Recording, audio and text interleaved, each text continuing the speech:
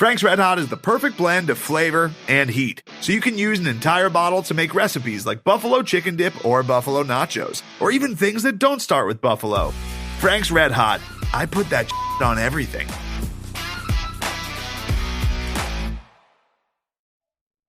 Hey, Craig. It's all on you, it's all on me. Can't you see? It's all on you, it's all on me. You and me, can't you? It's all on you, it's all on me. Hey, Craig.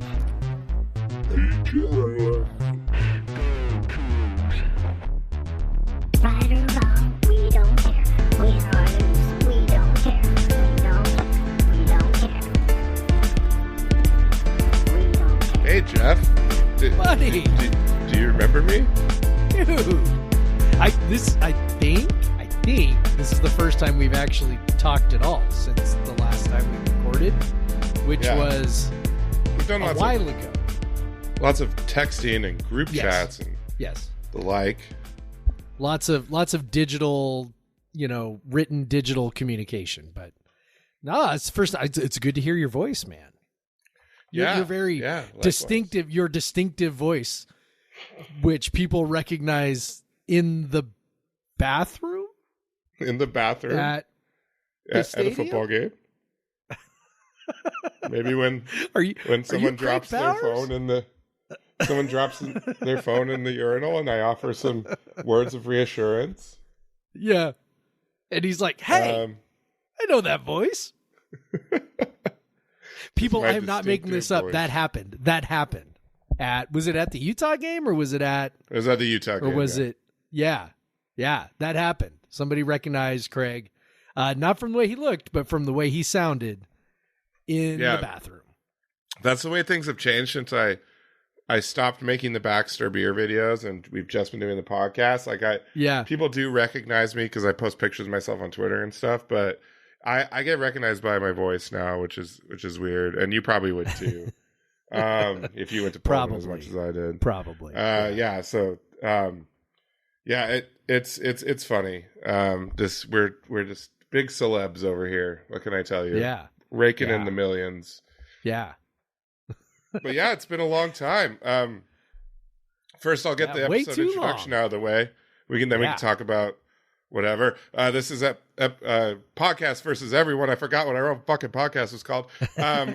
Episode 178. I'm Craig Powers. With me, as always, is Jeff Newser. But this is the high quality production value they've come to expect from us.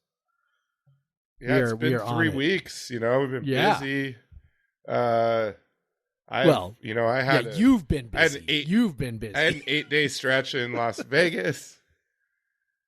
After which I needed to spend time with my family. Nobody should spend 8 days in Las Vegas. I feel confident saying that is just a recipe for trouble.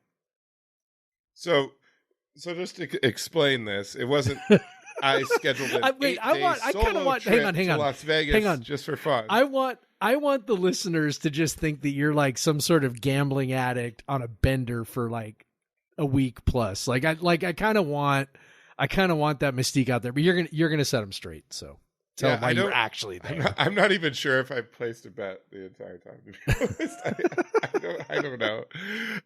But yeah, I originally that weekend, the 22nd, 23rd, had planned for 9 months to go to the When We Were Young festival, a big celebration of emo and emo bands, particularly from the 2000 to 2012 era.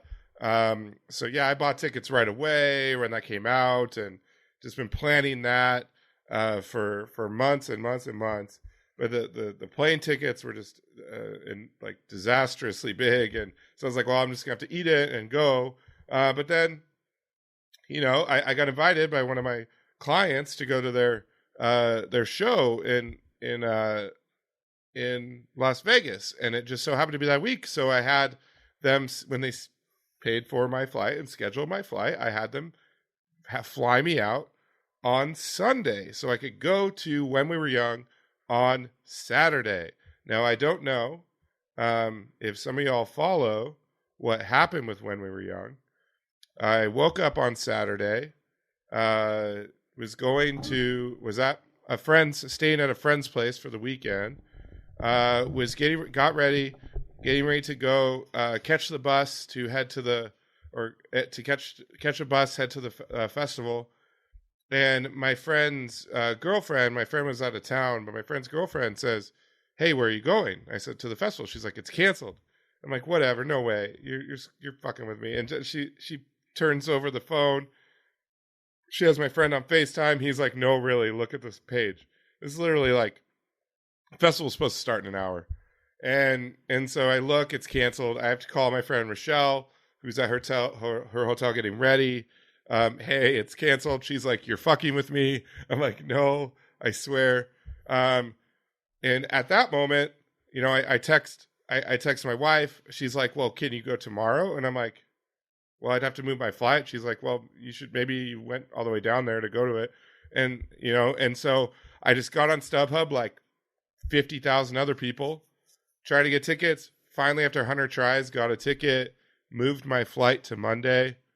Fun fact, the Monday flight was apparently cheaper because I got a credit back. That was cool. And the ticket, we get full refunds for the Saturday tickets. And my Sunday ticket was actually cheaper on StubHub than my original price. So that worked out pretty good.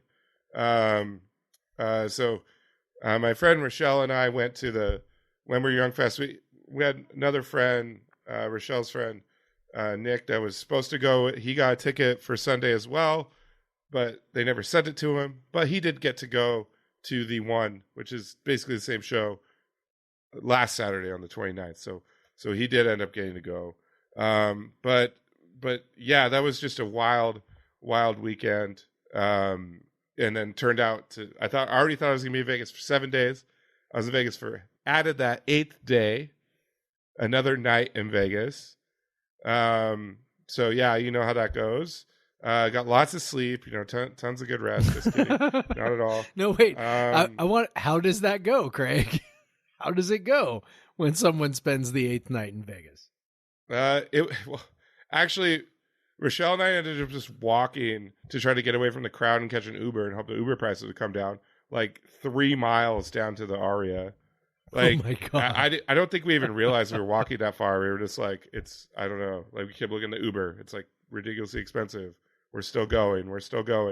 So I didn't even get back to like my friend's house until like almost 2 after the festival got over around midnight. And so, but I booked like a 3:30 p.m. flight. Like, so I got to sleep in a bunch. Smart. And then make my way to the airport, which was nice. It's like you've traveled before.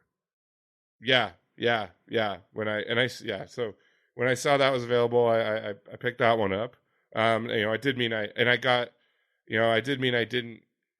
got back just in time to help put the kids to bed, which was good. Because I hadn't done that in 8 days, and my wife was losing her goddamn mind.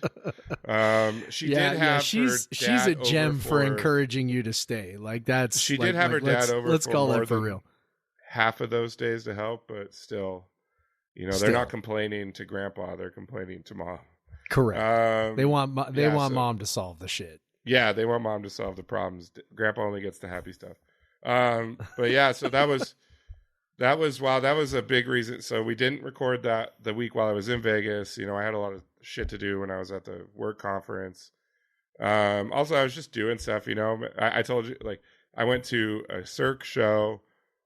We were gonna record, right? You were like, "Oh, I'm in Vegas. I don't really have anybody here. Like, why don't we record?" And I was like, "Sure." And then you were like, "Well, actually, I could go to a Cirque show." I'm like, "Buddy, you should go to that show. You should live it up in Vegas." I'm sure our, 50 listeners will be sad, but I want you to be happy. Yeah. And then the conference had Steve Miller Band as like a performer on Wednesday. He's quite old, but put on he did a great job. And then I saw a Golden Knights game on Thursday, and then we went to another emo concert on Friday. Which, by the way, so there was a band that opened called Strange 90s, which is not really a band. It's just a bunch of pop punk singers that sing 90s songs with their bands and stuff. And so that was fun. And then all of a sudden, out of nowhere, Goldfinger comes out and plays their own song, Superman. Any of my Tony Hawk fans out there, that was amazing. Right. That was amazing. I may have heard that song about 50,000 times on Tony Hawk Pro Skater on my PS1. Yeah, when you go, well, I've heard it like 50,000 times on my PS5 with the re-released version of it, as well as the PS1 ones back in the day. So the fight thing is a difference of going to a show in Vegas on the Strip, where they may not have the same, like noise rules. Is that that show. It was a few emo bands, including Story of the Year, closed out, and they were done at almost 2 a.m. Like, I don't think I've ever been to a rock concert that got over at 2 a.m. Yeah. And so we were like, holy shit, we have to go to the festival in like 9 hours now. We're drunk. But yeah, it was a good time. Despite 8 days, it was fun. I missed my kids. I'm back now. I spent some time with my family last weekend. I was like, Jeff, I can't really so that record. was the other time we were going to record. He was like, we could record, but also I should hang out with my family. I'm like, yes, you should hang out with your family. So yeah, no one cares about any of this. They're just like, where the fuck have the episodes been? Yeah. Why don't you talk about the fucking Cougs, guys? Yeah. But yeah, so the Cougs. So in their time that we've been gone, they've played 2 games. There was a bye, and then there was 2 losses. And then 2 kind of unimpressive offensive performances. Well, that's extremely kind. Yeah, and so the Oregon State game, that was weeks ago. We won't go too much into it, but let's talk about this Utah game that just happened on Thursday. It already feels like it was a long time ago. Feels like forever ago. In front of that capacity crowd in Pullman. Of 13,000 ish. No. Yeah. If we're lucky. Maybe. Yeah. Capacity crowd. But yeah, they put up a fight, but they did. It's just in that defense, they got a little fortunate that Utah played their backup quarterback. But still they held Utah's offense down to 21 points. Despite the fact that their own offense wasn't doing a whole lot. It was good to see them mount that comeback at the end, but also there was just another after the defense gets a turnover, which was pretty fortunate actually, but the defense gets a turnover on a botched handoff, and down 7, you're deep in their territory. It kind of felt like the game was right there. Yep. Even though there was still 10 minutes left at that point, but it kind of felt like, we don't score here, it's going to be tough. Now they got the ball back, with an opportunity again, but they just couldn't get anything done. But it was just, it's just like, this is these last 3 games, the offensive performance have just been exactly what we feared coming into the season, in that we weren't that deep at receiver, and we were really iffy on the offensive line. We weren't that deep at running back. If there are any issues in any of those positions, we could struggle. Well, there have been issues at all 3 of those positions. So we're missing top receivers. We're missing now top 2 running backs. We're missing, even the offensive line has been shuffled around. We've had injuries there. And now what we're seeing is just, Cam having to run for his life a lot, leading to some bad decision-making sometimes, maybe missing some throws that he otherwise maybe could make. He's making some bad decisions.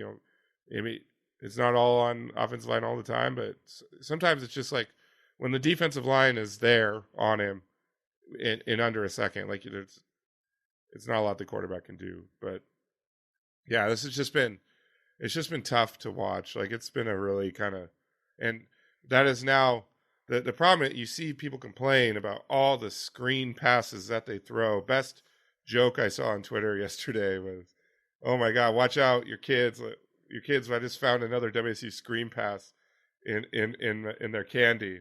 Scary stuff." That was pretty funny. Well, yeah, why are they throwing all these screen passes, Jeff? Why do they keep throwing these fucking screen passes over and over again? Because they can't do anything else, man. Like if you can only block for half a second. Well, and that was the thing. Like, I mean, so Utah totally knew it. The screens were successful earlier this year, and then they got figured out because teams figured out that, okay, essentially like a few weeks ago, you know, the jig was up. Essentially, like with the offense, you know, there's enough film now that they kind of know what we can do and what we can't do, and now defenses have adjusted. They've taken away the screens. We don't have a vertical threat anymore with Renard Bell out, and so it's like, you know, what are you going to do? Are you going to, you know, the air raid needs time to develop, right? So you can find the empty spaces, and there's just no time, man. The line is awful.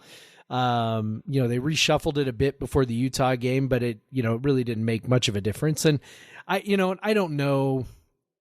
Utah's always got good lines, right? You know, that's how they built this thing, both offense and defense. They always have these strong lines. They get these offensive linemen from Utah, right? And they, you know, they build it that way. You know, these big strapping offensive linemen from Utah, and then they get, you know, lots of polys to play on the defensive line, and you know they sort of recruit that way, and they typically dominate in those areas, and that was what happened. So I don't know if the reshuffling of the offensive line was productive or unproductive. I mean, certainly the results weren't better against Utah, but you know, but I did find it interesting, you know, that what they did was they benched Fafita. That was kind of the move that they ended up making after kicking him back inside the week before to play right guard when Stevens was out with the targeting penalty.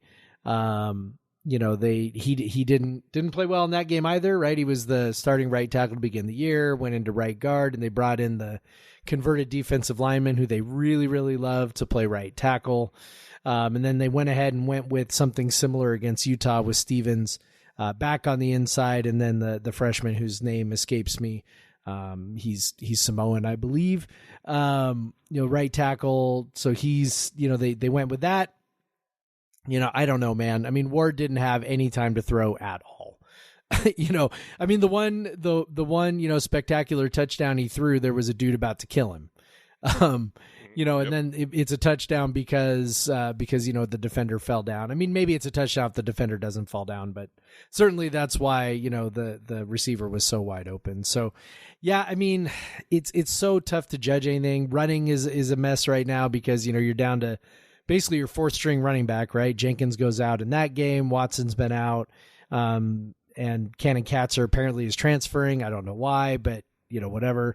So you're down to Dylan Payne trying to run the ball, and you know, I mean, God bless him, but you know, that's not a recipe for success either. So I don't know, man. It's hard for me to evaluate and parse what is what. I certainly think Cam Ward can play better. You know, I think that the receivers can play better. I think that Morris can call a better game. I mean, I think there's plenty of blame to go around, but it's also just, I mean, it's just so tough to be successful if your offensive line is being overwhelmed from the jump on just about every snap. And you know, I don't know any play caller that can completely cope for that. I don't know any quarterback that can completely cope for that. And, you know, if Ward's missing reads and throws, I mean, there are guys on our staff, on our Slack who are, you know, way smarter than me about football saying, no, he's missing stuff. And I'm like, okay, but also, you know, I think there's some human nature when you're running for your life on just about every play. It makes it very difficult to, you know, to stand in there and make sure that you see the stuff you're supposed to see. So, I don't know. It's very discouraging, very difficult. I don't know what to make of it going forward for the last 4 games. On the one hand, We've played some really tough opponents, man. Like all of our losses, somebody pointed out today, all of our losses were ranked in the college football playoff rankings that were revealed tonight. Yep. It's Tuesday night. So obviously we've played quality opponents, but also like, I don't know, man.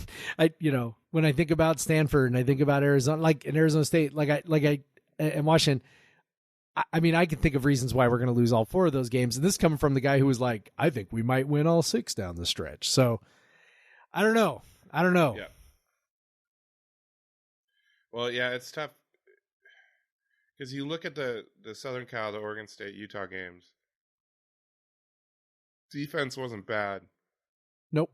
It's just the offense is doing nothing. The offense is in all putrid. those games. WSU was in it early and in it even in the second half. Yep. And just when the offense just can't, when you're relying on like a big player here and there to break or you're relying on maybe busting, like and against Southern Cal that Jenkins busted a couple big runs and. Against Utah, they hit a couple deep passes that set up both their one was a touchdown, one set up another touchdown. So that's what they're relying on, but we're not going to consistently get that with this offensive line.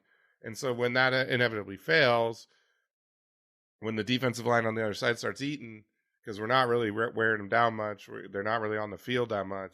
By the end of the game, they're still fresh. By the way, the official attendance was 21,000 for that Utah game. No fucking way. Right. But yeah, sitting up where I do, like I see a lot of those missed throws and you get frustrated, but it's also like, I don't know, like how quickly can you expect someone to make those decisions?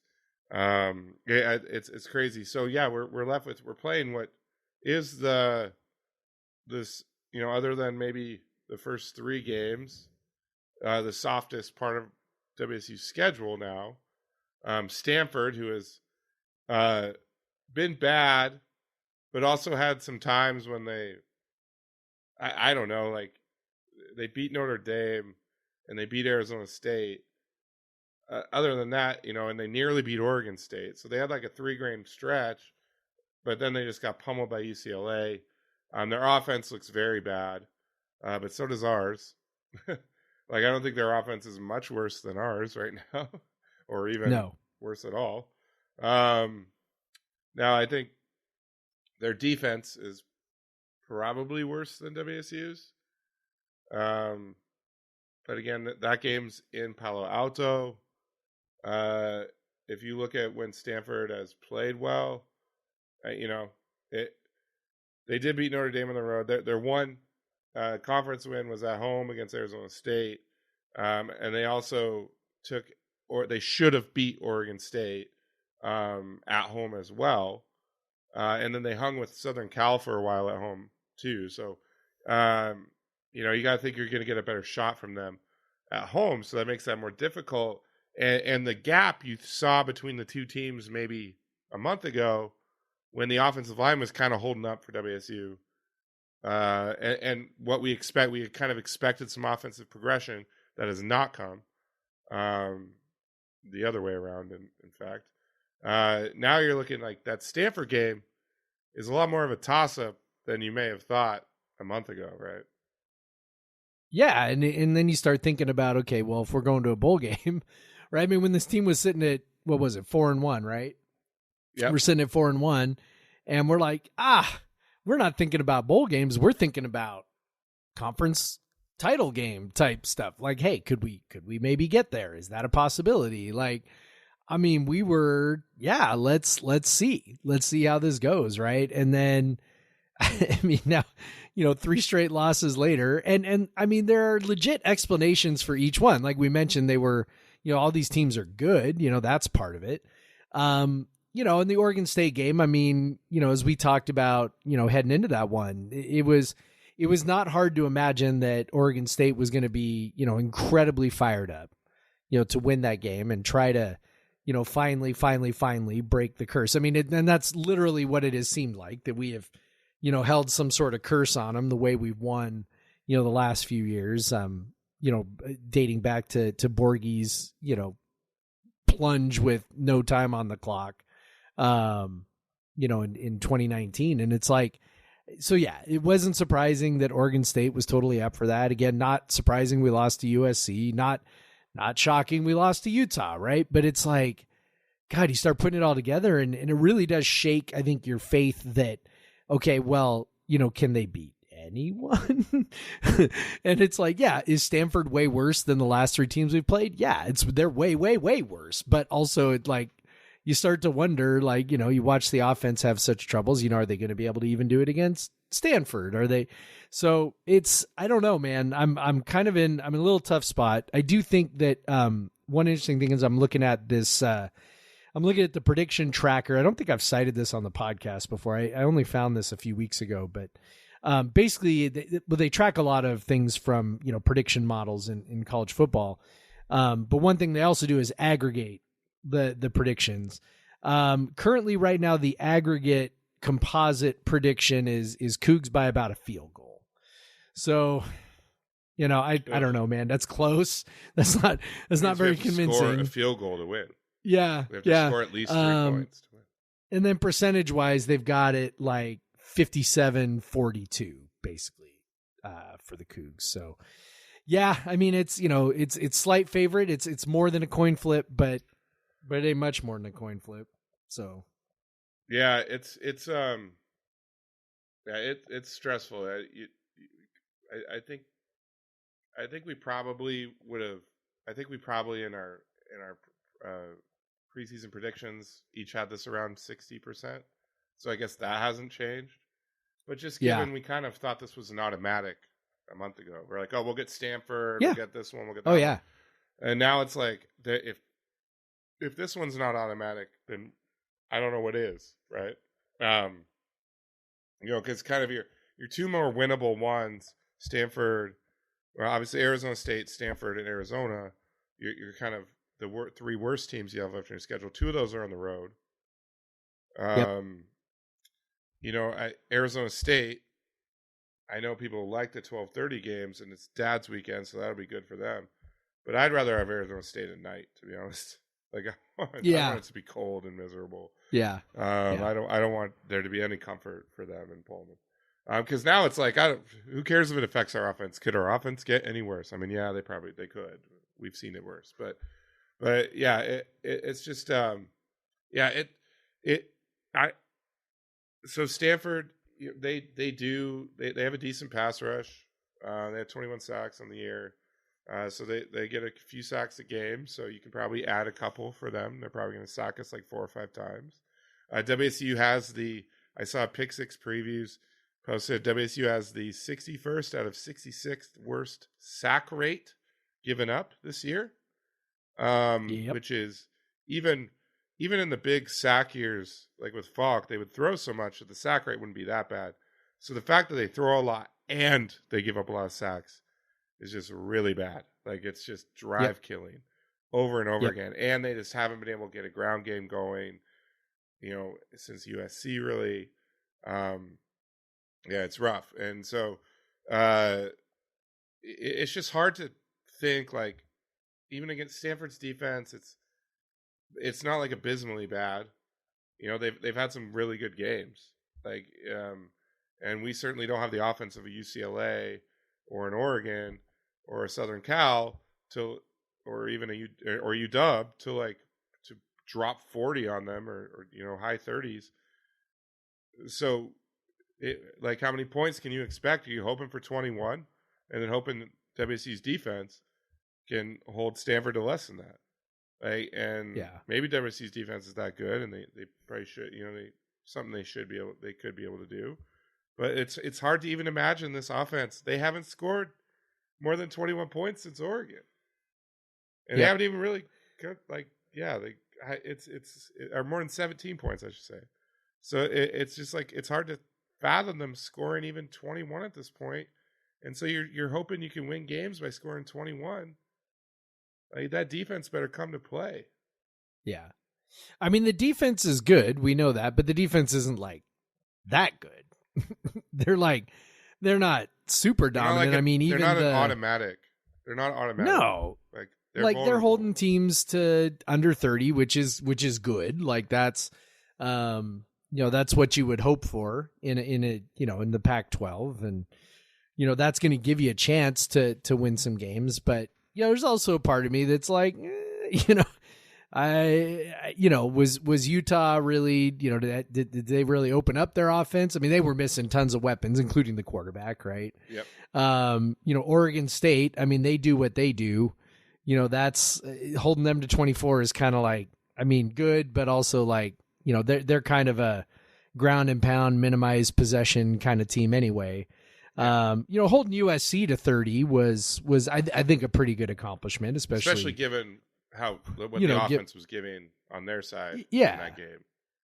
So that was fine, but it's like, the defense is good. It's just, it's not a dominant defense, like above average, right? And right now, the defense being above average is not compensating for the offense being like putrid.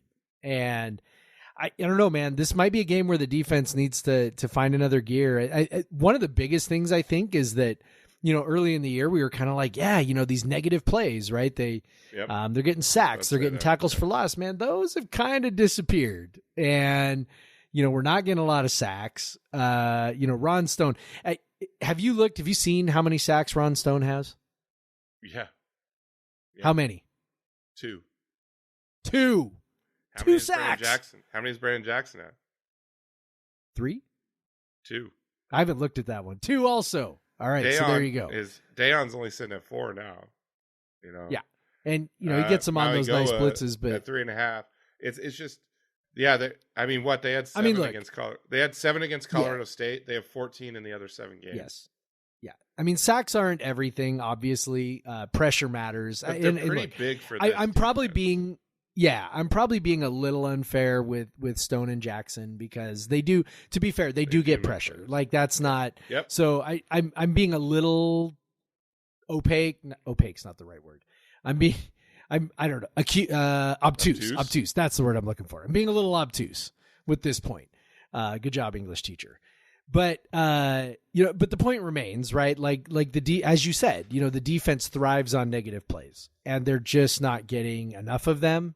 And some of that has to do with, okay, you got these 2 stud defensive ends. They gotta get home, every once in a while, and they're not getting home. And so it's this might be a game where, Tanner McKee is somewhat athletic, but he's certainly not a runner. So this might be a game where, maybe they get home a little bit. It's just, it's like a lot of things, Stanford right? Like up. Stanford gives up, especially given the fact that they don't throw a ton. They do. Yeah. They do give up quite a few sacks. Yeah. So that there is an opportunity here to get back to that. Yeah. The defense just going through, I think, something really similar to the offense. Like, we were like, oh, look at all these creative pressures that Brian Ward is coming up with and da-da-da-da-da. And it's like, now, how many times in the last few games do you remember them getting a free runner on a blitz, right? Like there were times where we're like, look, they sent 6 guys and none of them came close to the quarterback. Like, they're trying. It's just, it ain't working. And so I think the thing that disappointed me the most about the Utah game, along those lines, was just like, man, you had the bye. You were self-scouting. You were, had time to potentially devise something interesting and sort of maybe surprising, and they didn't. Like, the fact they didn't even run one trick play, I'm like, man, couldn't you work up something like that? I don't know. It just felt like we did not create an advantage with our coaches in that game, and that was kind of that was pretty disappointing too. And maybe that is, again, just kind of a function of, they've had their ideas, and their ideas are largely what helped fuel the fast start, and maybe now it's like, the roster just kind of is what it is, and now they're just kind of, we're more holding on to our butts than anything else, as we try to figure out a way to keep our head above water on our way to a bowl game. Yeah. Now, on our way to a bowl game, that is the big question. Yes, it is. WSU has 4 games. WSU needs to win 2 of those. 2 of them are at home, 2 of them on the road. Probably your most Yep. difficult team left on the schedule is at home in the last game, the Apple Cup. Yep. Your two easiest probably of those three are on the road. Arizona State's what I don't know, but you got to get the Arizona State one, man. Like, got to get that one. And the thing is, they're better since they fired Herm crowd. Edwards. It's Dad's weekend. But, should be a big crowd. Yeah. Yeah. Should be cold, which Arizona State generally hates. Yep. And they're not they're a weird thing. So let's say you can get that Arizona State game. Yep. What's the next most confident you are about a win? Or let's say you get that Arizona State game. What's your probability for getting one more? The probability for getting so cumulative. Okay, I would put it at like 50-50 that they're gonna get 2 wins over the last 4. Like I think it's kind of a coin if they do get flip. the Arizona State game, you're almost 1.0 that they'll, or over 1 probably that they'll get. Well, so I'm saying between the final 3, so let's say that's 1.0.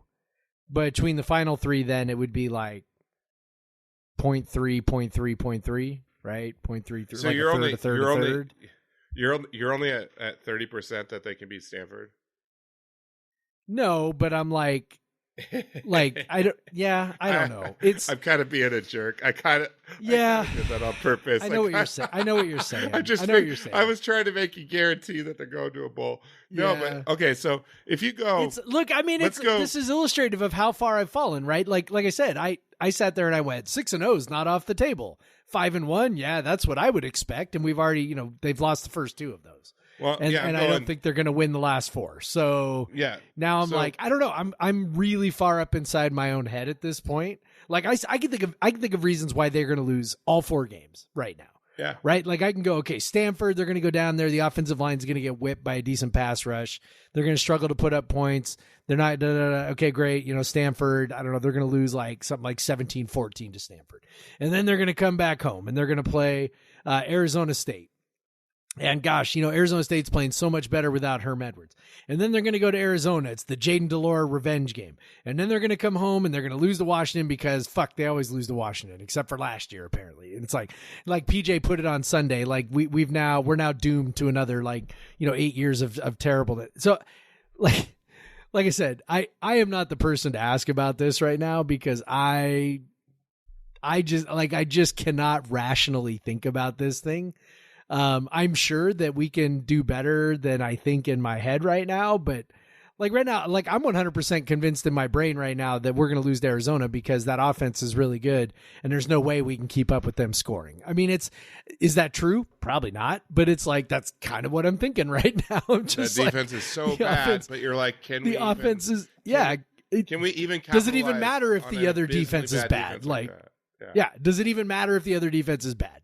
Is that going to allow us to score points? I don't even know at this point. I don't even know if it matters how bad the defense is on the other side. Arizona's giving up 37 points a game right now. Yes, they're horrendous. They as bad as our offense is at scoring points, they are as bad at preventing points. They gave up 49 to Cal. They gave up 49 to Cal. To fucking Cal, which is insane. So yeah, I don't know. This week, I will say this about Stanford. This week feels a lot like the California game did in the sense that, hey, the season is at a bit of an inflection point, and if you're going to kind of stay on track for what you want to be, you this is a game you need to win. And I think this, one of the things I was kind of talking about with BA on Slack about was this is the first real adversity that Jake Dickert has faced as a coach. And I know he was put into an adverse situation last year when he was put in the position, but it's the situation was adverse, right? It wasn't that he was necessarily facing adversity himself. It was just hey, this is a shitty situation. You're in charge now. Go for it. This is okay, on some level, he was a part of putting the team in this position, right? He's the coach. Now they're sitting at 4-4. So, he was a part of that, and now he's got we're going to find out, I think, a little bit about what he can do and how he motivates kids. And, is the rah-rah stuff going to keep working? Are they going to respond against Stanford? Are they going to bring it? Are we going to see a team that believes in who they are? And, you went to the Wisconsin game, right? We all watched it. That's a team that believed it could go in there and win. So when I watched them against Utah, I did not see a team that believed it could beat Utah. And that's pretty concerning. So, how do they respond this week? I think it's going to, it's not like a referendum on Dickert or anything like that. I mean, for God's sakes, it's his first year. But it's like, it's going to tell us something, how the team handles this adversity and how he handles this adversity as a coach, and what he's able to coax out of his team and out of his staff heading into this game. I think this game is an inflection point, and it's fascinating for that reason. Yeah. And of course, the optimist view is what we mentioned, is that their 4 losses are to 4 ranked teams so far. Yep. And maybe that's why it's looked so bad, because they played all 4 out of 5 games, played those teams. Yep. And, maybe you're like, hey, they did win on the road in Wisconsin. They pummeled Cal. Maybe if we look at those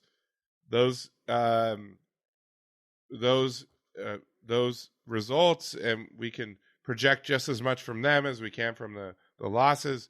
But we also have to look at, there's some guys that are out that had good games in those games. And that's where you get the pessimism. Like, this is not the same team that beat Wisconsin. This is not even the same team that beat Cal. So it's yeah, I want to be optimistic. I look forward to watching the game on Saturday. Hopefully it will brighten our spirits, because, for a while this season, after they pummeled Cal, after they beat Wisconsin, after they took Oregon to the brink, you're like, this is a pretty fucking good football team, and they're getting better. Yeah.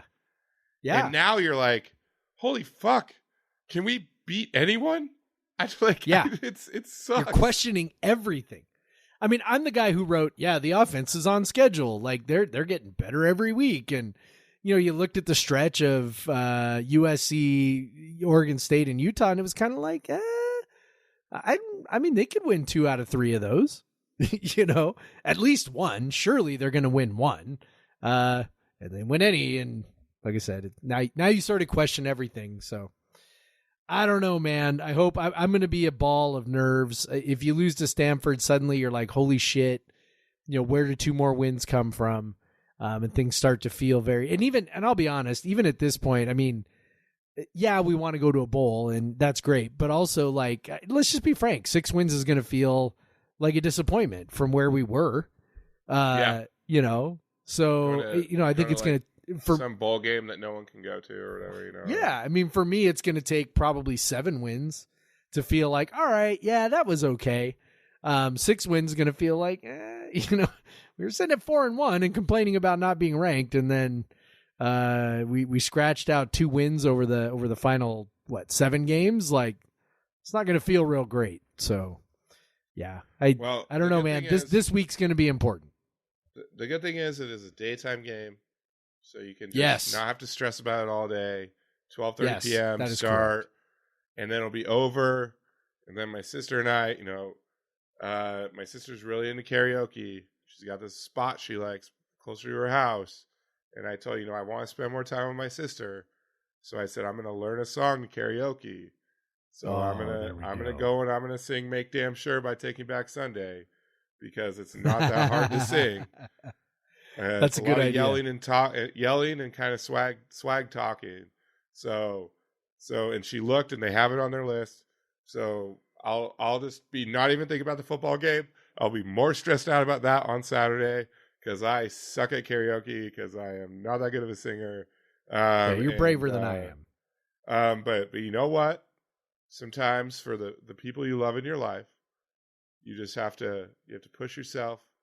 You have to try new things. And you know what? I think I can sing that song pretty well, because I've seen seen Adam Lazar in concert a few times now. I know how his swagger works. You know, I like the way he sings that song. It's kind of easier to sing. But I will be more stressed about that than the WSU football game. I'll be like watching, and I'll be watching it, and I'll be thinking, "Shit, why did I agree to this? Sing. Why did I have to agree to sing this? later. What am I doing? What am I doing?" And it's a place I have to drive to, so I can't even have like 5 beers. Can't even get loaded Like beforehand. I'm gonna have like 1 beer, and then I'm gonna have to sing in front of people. Oh no! Amazing. Oh no! But also, yeah, Wow. the coup game. I'll be real stressed about that too. Yeah. Oh, all right. Should we take a break? Yes, we should. Okay. We'll talk about Let's go to beer break. and stuff.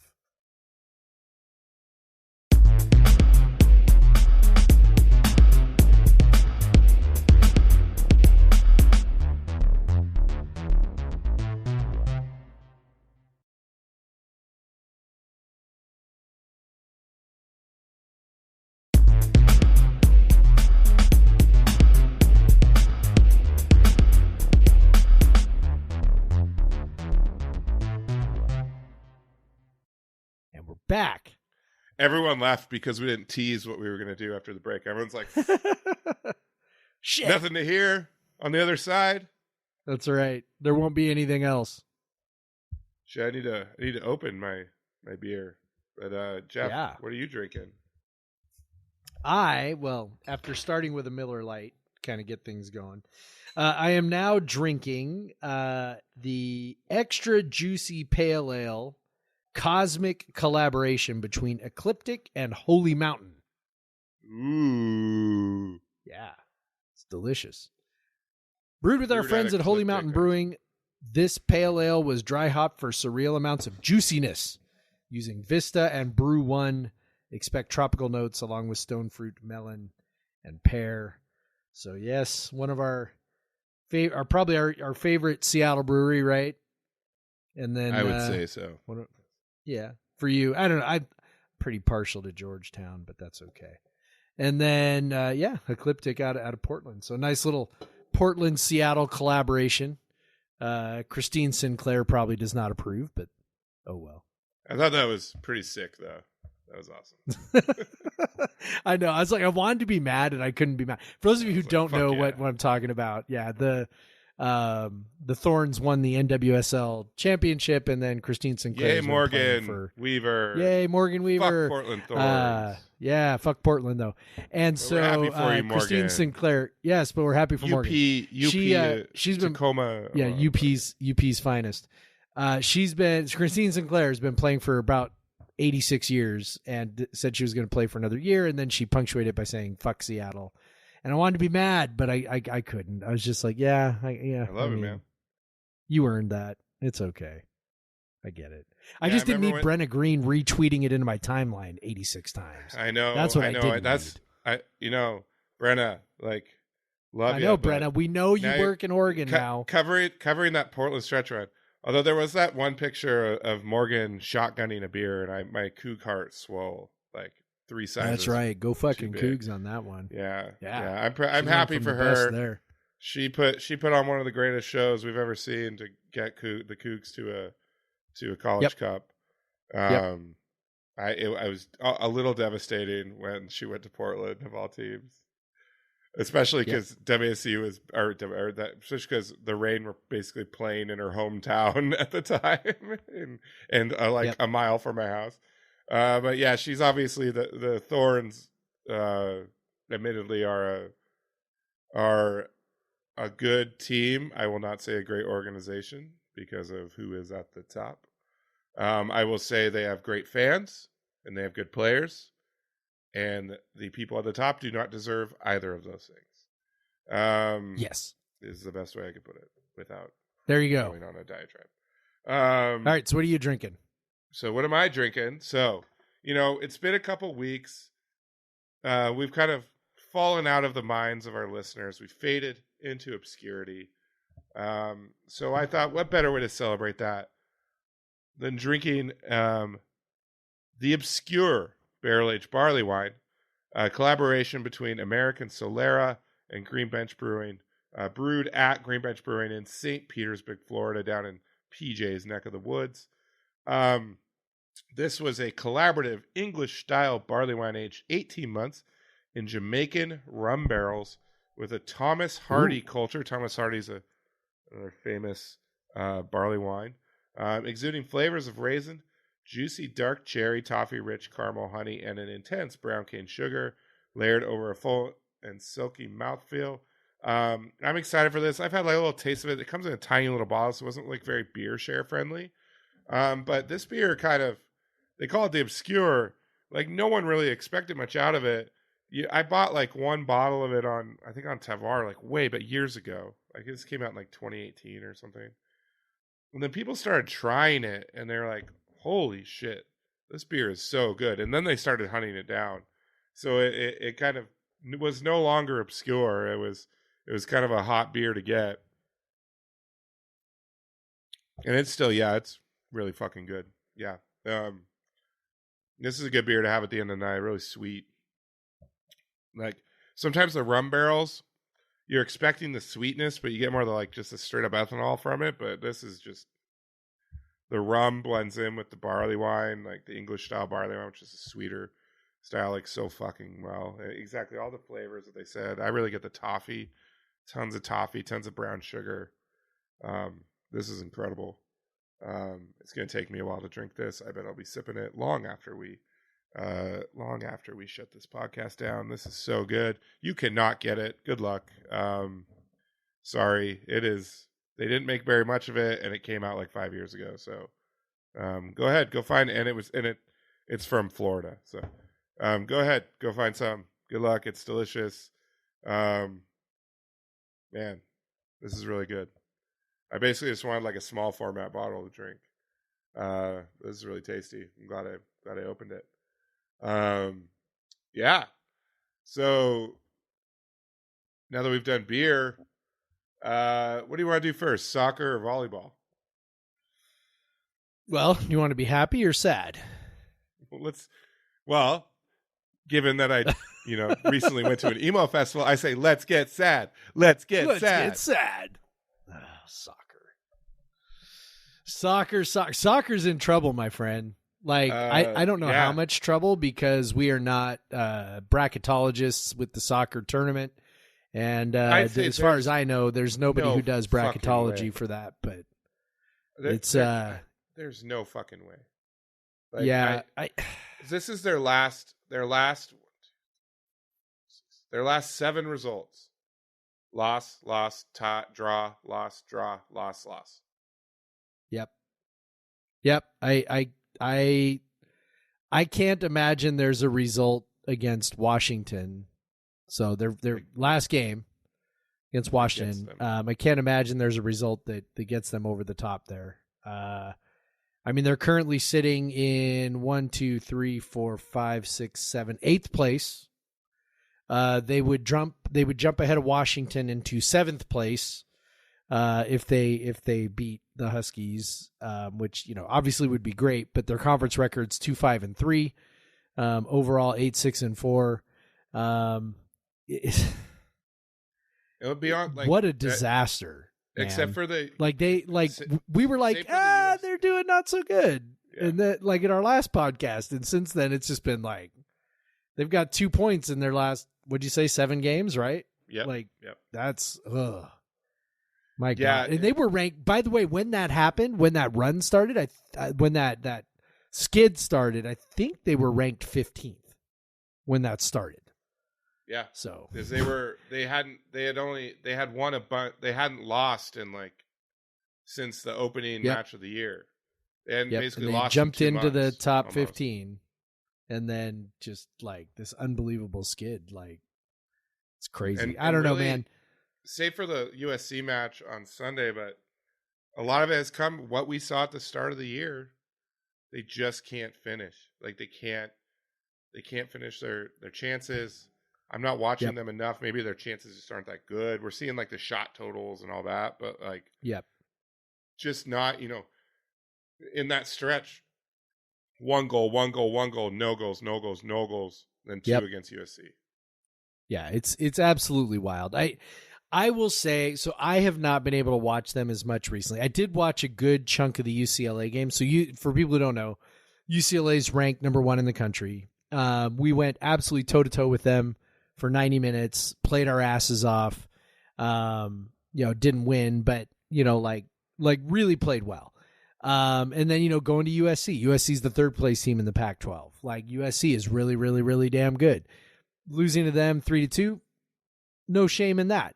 The problem is all the results before that. Yeah, you got to beat Arizona and Arizona State. You got to beat Cal. You got to beat Arizona. Oregon. You got to beat Oregon. Like you got to beat all these teams, and you didn't. And so you can absorb then that 2 loss weekend if you beat all those teams you're supposed to beat. Exactly, because you go, well, UCLA is really good, USC is really good. You're playing them on the road. Okay, fine. Instead, those turned into games like you had to show the committee something, and I don't think losing by a goal to both of them is the sort of thing that's gonna move the needle, right? So yeah, I think it's a combination of a lack of being clinical on their finishing, but also the chances aren't as good as maybe it seems. Yes, they pile up a ton of these shots, but they, I think on the last podcast, I think I called them a blunt force object. Like they're just like a blunt force object is like, a sledgehammer, right? Like they're just gonna like pound you and pound you and pound you with shots until finally, something falls to somebody's feet and then they slam it into the back of the net and they get their goal that way. There's just not a lot of, I want to choose my words carefully here because I don't want to be like, there's not a lot of skill. Like there's a ton of skill. So I'm not trying to say that. What I am trying to say is they don't play a lot of beautiful football by design. They are a big physical team. And so they use that to their advantage. They win second balls in the midfield with their headers on people's clearances. They play balls into Margie DiTrizio, who is super strong and very physical. And, and so they play off of that. And so they just sort of like, just come at you and come at you and come at you. But the finishing is just not there. And they don't get a lot of well-worked goals, right? Where you see like 2 and 3 and 4 and 5, string passing combinations to get somebody open. They just play very direct and it's pretty simple. And, when it works, it's like, yeah, and you saw them play some lesser teams early in the year. It worked, right? They were kind of sort of physically overwhelming some people. It doesn't always work in the Pac-12. And I think that's kind of what got them. Definitely one of the most disappointing seasons that I can remember. Maybe the most disappointing outside of like the COVID year was pretty bad, but that was, a weird ass, spring season. So, that was whatever it was.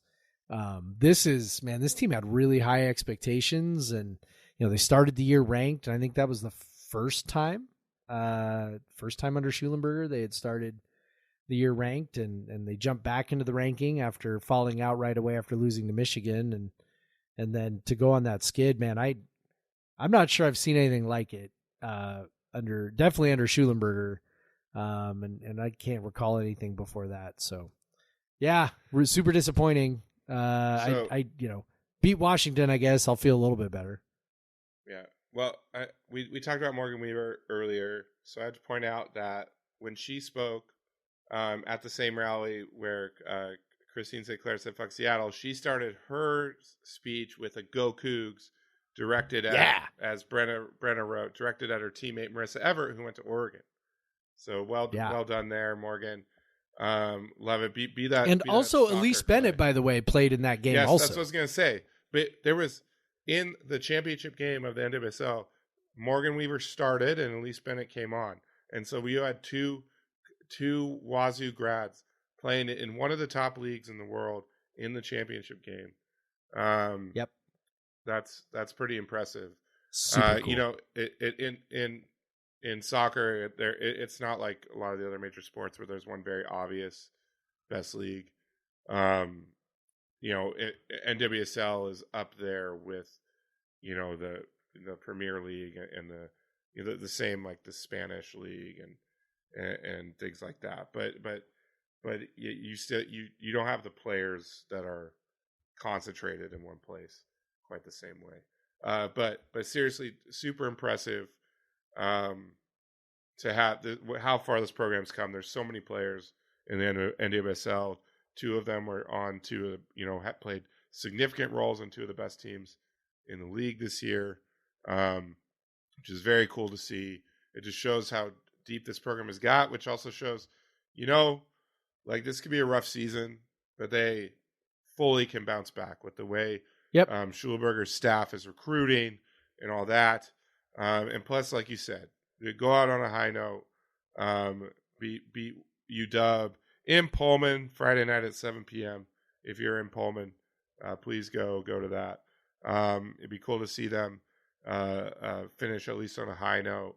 Like we said, not so sure that there's postseason in their future. Maybe we don't know what we're talking about. I don't know. But yeah, beating UW always important. And also, like this team produces players, and I think they'll continue to do that with the recruits they're bringing in, and so there's a lot of young talent on this team. They could come back, be really good again next year. But switching over to another program which has been even steadier than the soccer program. Maybe not at as high of height, but very steady, aiming for their 6th consecutive NCAA tournament, and kind of looking like they're on track to it right now. After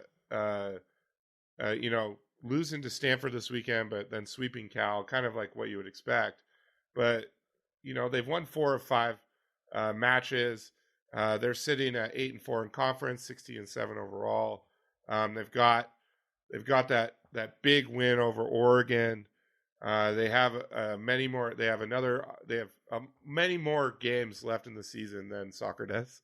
They're going all the way to that Apple Cup Eve matchup with UW. So lots of good teams left on their schedule to build a resume. Also a lot of opportunity, but so they've been playing well. And Stanford is Stanford. That was bummer. They kind of pushed them in a couple of the sets, but ultimately, you got to win the set. It doesn't matter. But yeah, so they they play at the Oregons this weekend.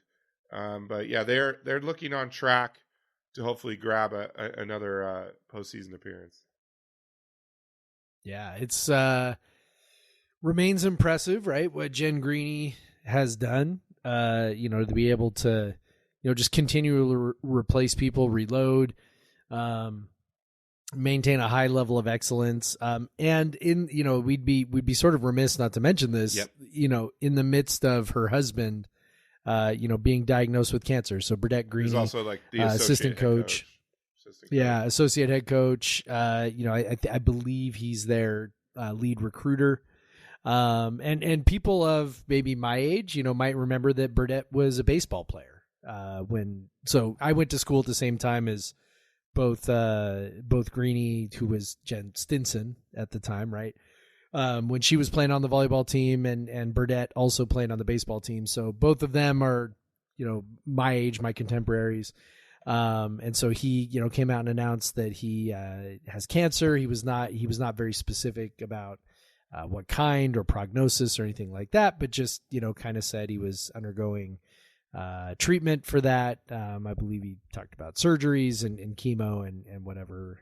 So obviously best wishes to him. And that is, it's a heavy thing, right? For a team to deal with. And so, even in the midst of all of that, transfers and, health issues with the coaching staff, whatever, team continues to perform. And that's a real testament to Jen and the program that she and Burdette, have built together. So yeah, still super fun watching them, do what they do and continue to beat teams and, have a program at Washington State that, is on par with the upper tier of the conference, man. It's still very cool and super fun. And, they did what they needed to do against Cal, which, is as as we talked about with soccer, right? That was their downfall. They didn't do what they needed to do, right? Cal might be bad, but you still got to win the match, and And they did. So, now they got Oregon State and then a rematch with Oregon coming up this weekend. So that should be fun. That one's at Oregon, unlike the first one. So lots of rematches here down the stretch, but also lots of winnable matches. Oregon State, Arizona, Colorado's a game, revenge game back at home. Would like to get that one. Utah's very beatable. And then you got UCLA and Washington. So, yeah, I mean, lots of opportunity here to finish strong. They've got, what is that? 1, 2, 3, 4, 5, 6, 7, 8 games left, 8 matches left. So, yeah, and Jeff, I'm going to throw a curveball for you. We didn't talk about this before.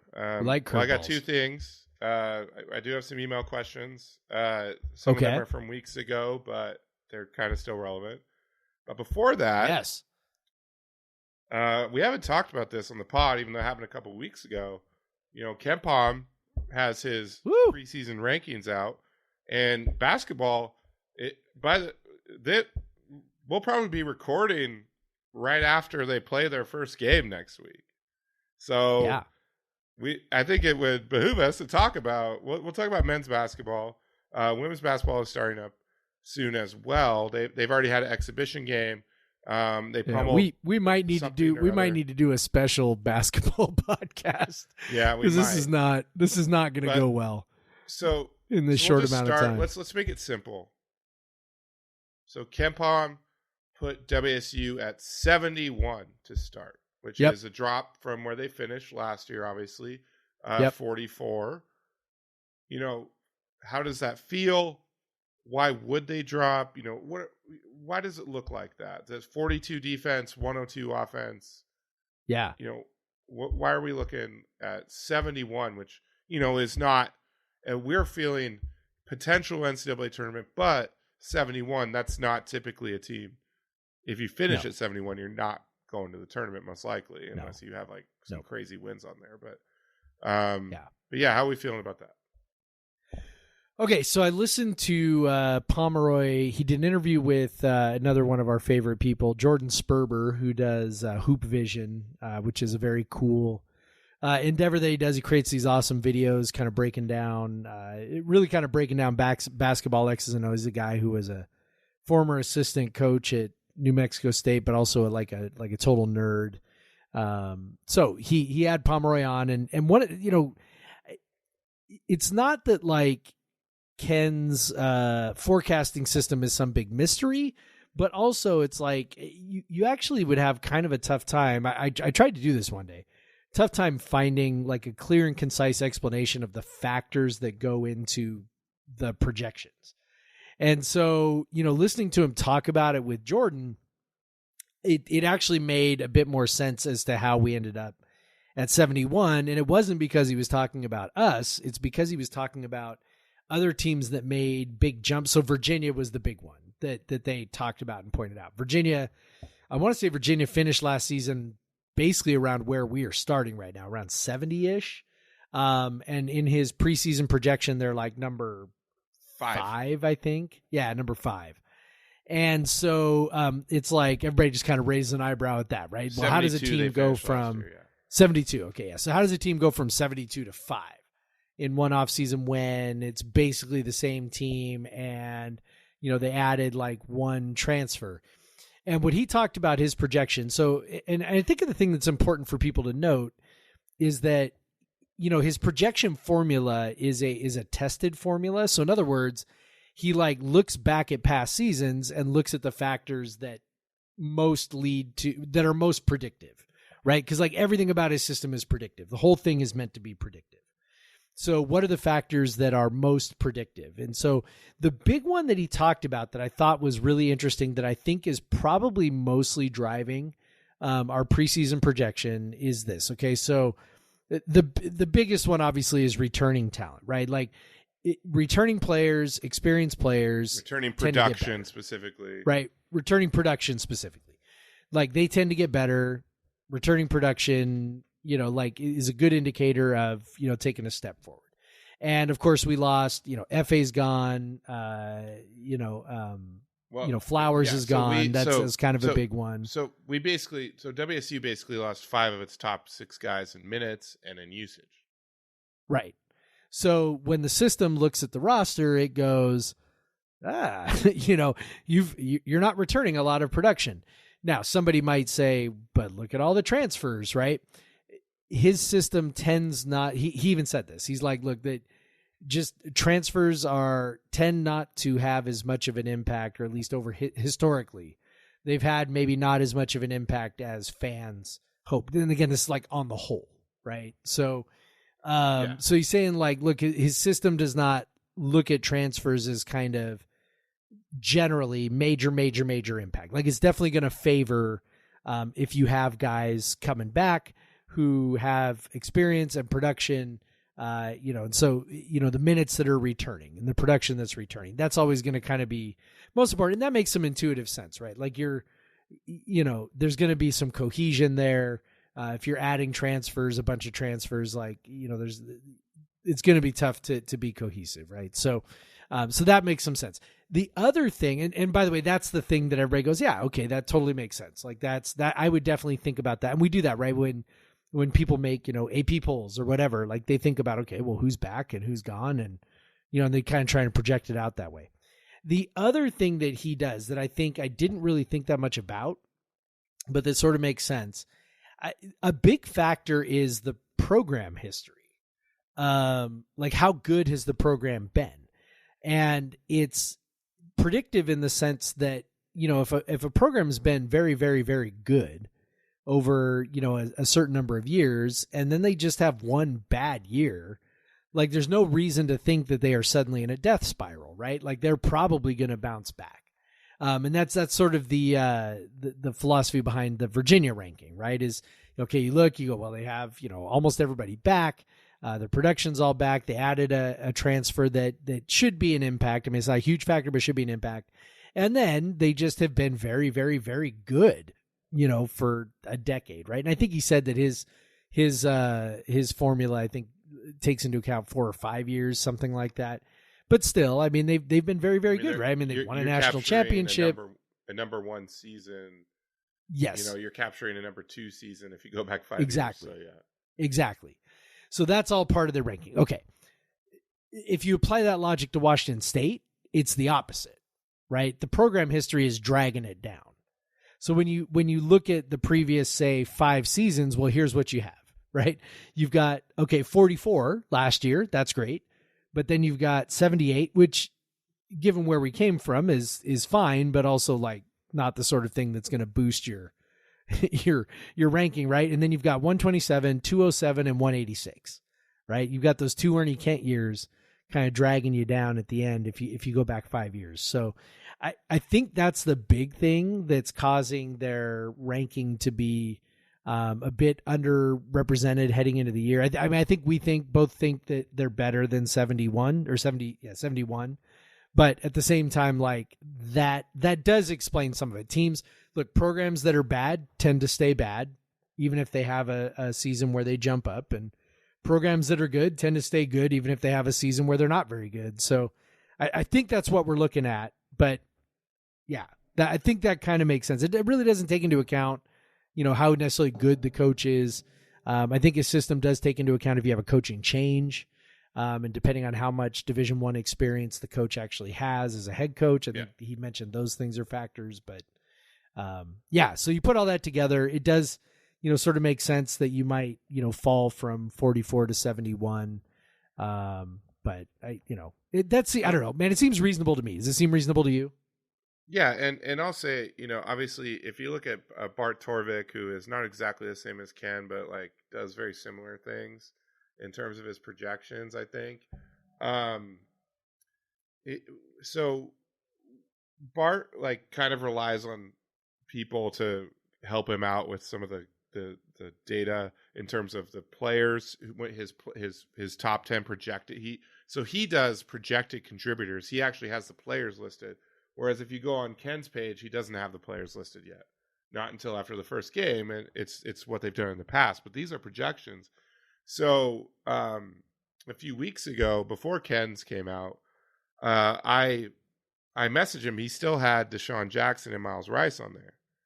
And so I messaged him, and I said, hey, those two ain't going to play. Like, you can take them off. And I think we know Miles is not going to play. Can very confidently say that Deshaun's not going to play. Right. So I told him you'd probably be better off for your system to just take them off because they're not going to play.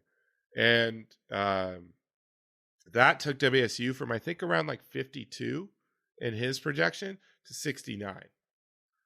So because you're taking out 2 of like the top 10 players, and then you're putting, and then that put in Kamani, put in Dylan Darling in the projection.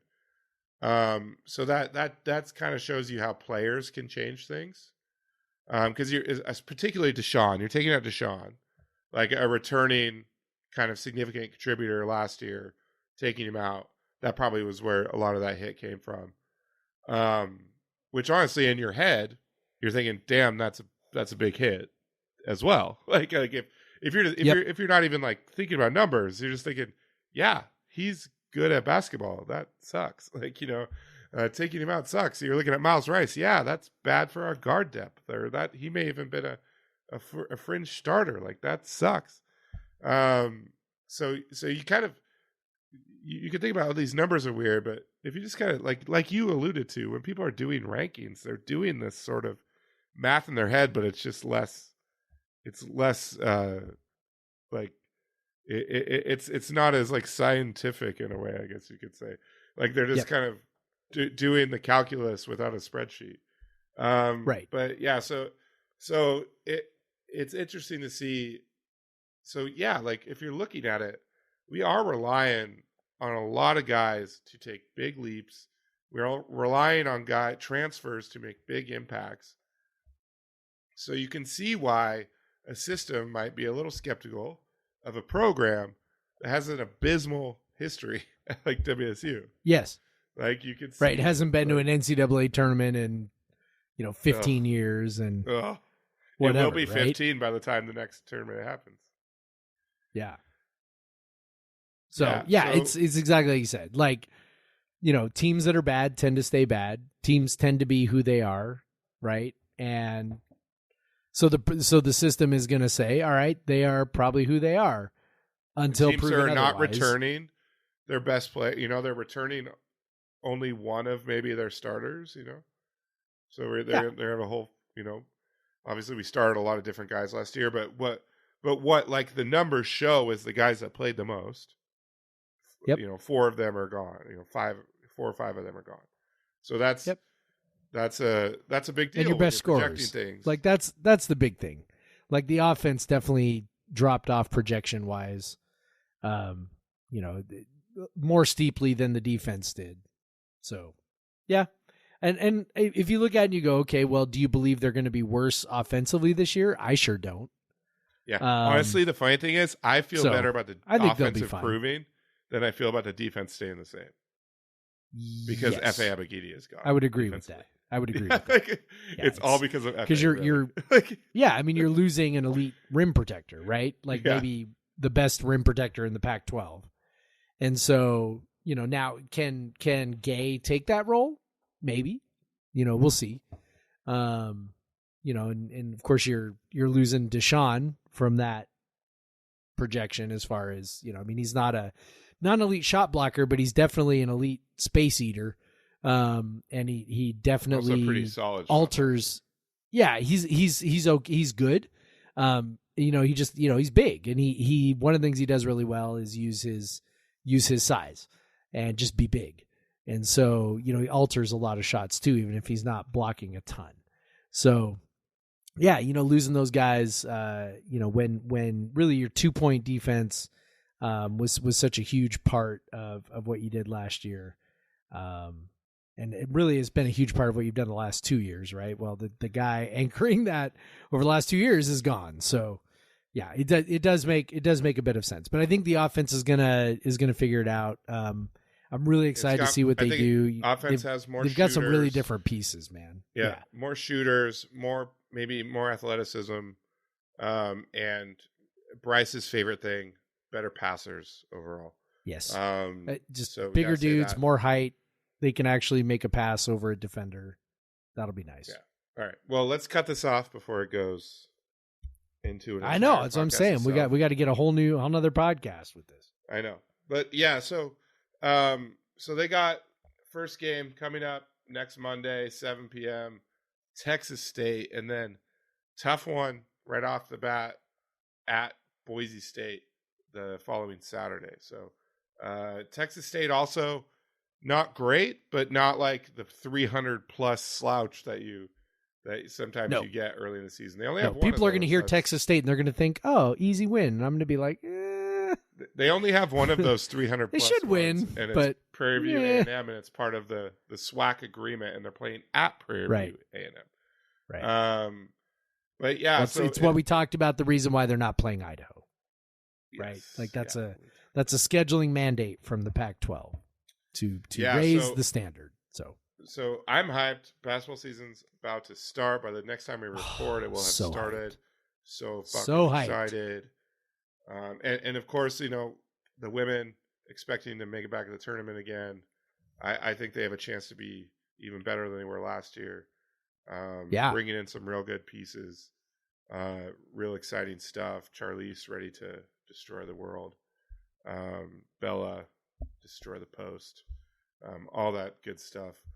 But yeah, so on Friday after the game, I was in a coffee shop, Roost, in Pullman, just doing some work before I drove back home, and I saw Bella and Ula and Johanna and Jessica Clark just sitting at a table, and I refrained from being like, "Hey, one of your biggest fans, go crush it this season." I just left them alone. They probably didn't want this like weirdo, chubby dad telling them how great they are. Maybe they did. Maybe I should have. I don't know. maybe I don't know. Maybe it would have made them feel good. It would have made me feel awkward, so I didn't do it. But I thought it in my head. So go crush it. But yeah, so I actually had a few questions from the email over the last couple of weeks. So a couple emails from my friend Blake, a fellow Nachigian. We hung out with him at the Cougs after the Colorado State game, or before, I don't know, whenever it was.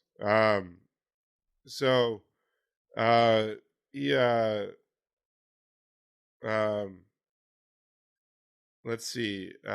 He's got a few things on here. He says, let's see. He likes Simcoe hops. Any updates on the outdoor practice facility? No. Nope. Nope. So a little bit of a Mariners rant here. This was obviously after the game one of the Astros. Let's see. Great pie position. We're not going to do that because we like the kids. Okay, which phase of the offense is the biggest problem? Line, receivers, QB, running backs. I'm going to go line. Line. That's an easy one. Yeah, I don't think there's any question about that. Part 2, player problem or coaching problem? A little bit of column A. Probably a lot of column A. A little bit of column B, especially after that Utah I'd say game. more from column A. Yeah, But that there's Utah plenty game, of blame to go around. That Utah game, there was definitely some column B. And then we have Brendan. Let's see. He asked one of our last question asked, so appreciate Brendan. He says we guilted him into asking a question. So this is from October 17th. So this is before the Utah About game, 2 weeks. after the Oregon State game. Yeah. What was the Oregon State game? I think so. Yeah. Yeah. Ooh, no, maybe that was. Yeah, that was probably the day after the Oregon State game, or a couple days after. He says the offensive line seems to be struggling lately. Is that just because of improved composition, or could some bye week changes be needed? There were bye week changes. You called it, Brendan. There were definitely bye week changes. Didn't help. No, it didn't help. Yes, partly because of improved competition. Also, there were some injuries. I think just getting figured out a bit. You'll love this one, Jeff. Any chance Eric Morris uses the bye week to drop some trick plays for Utah? No, he did not. No, and I was super pissed off that they didn't. I was like, man, I thought we were in a little bit of a new era after we did it against Oregon, and then Nope. Then nothing, man. No. Maybe they had one. They were waiting for a specific situation to use. I don't know. Maybe it never sorry to presented answer your questions, Brendan, after it had already been answered. Like, yeah, I was bummed. Yeah, sorry we haven't recorded in a bit, but yeah, those are two spot on fucking questions, by the way. Good work. But yeah, there were changes. There weren't trick plays. Bummer. So yeah, those are our questions. If you want to send us questions, you can email us at podcastversus, that's VS, everyone, @gmail.com. You can also reach out to me or Jeff on Twitter. Jeff is at podversuseveryone. I'm at the Craig Powers. My DMs are open. I do not always look at them, especially if they're from someone I don't know. I usually, because it doesn't like automatically notify me, but I do try to look and see if there are any in there from people I don't know, because it doesn't automatically know if I don't follow the other person back. And sorry if I don't follow you back. I just too cool for school, I guess. Yeah, if you want to follow me on Instagram, if you like posts about emo and Cougs, I am at Craig W. Powers. Jeff posts on Instagram sometimes if he wants to give her his more Instagram. often recently. I'm trying to. Yeah, I'm working on like it. pretty quickly. What are you? It's at News Coug, right? Yeah, the old screen name. That's Noose, N-U-S-S. the old Twitter That handle. is, remember, that's how it's pronounced, not Nuss. Noose, hanging with the Noose Coug. That's right. On Instagram. You can see pictures of his kids and him. Very, very topical stuff. Yeah, so that's so we got a plug for now. Appreciate y'all that have been listening. Really apologize that we took 2 weeks off. We are just kind of normal people doing this podcast with normal lives. But maybe if we made a little more money on it, we would be more consistent. Who knows? But yeah, so Jeff, it was good to talk to you again, buddy. I know. It's been awesome. And with that, I will say, go Cougs. Go Cougs, Craig. Black Lives Matter. Black Lives Matter. Get vaccinated. Boost. Do it. Boost.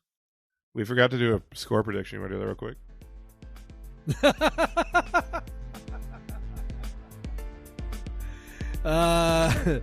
I'm going to go 18-16 Cougs. Yep. I'm going 20-17 Cougs. All right. Thank you, everyone. Congrats to you that stayed.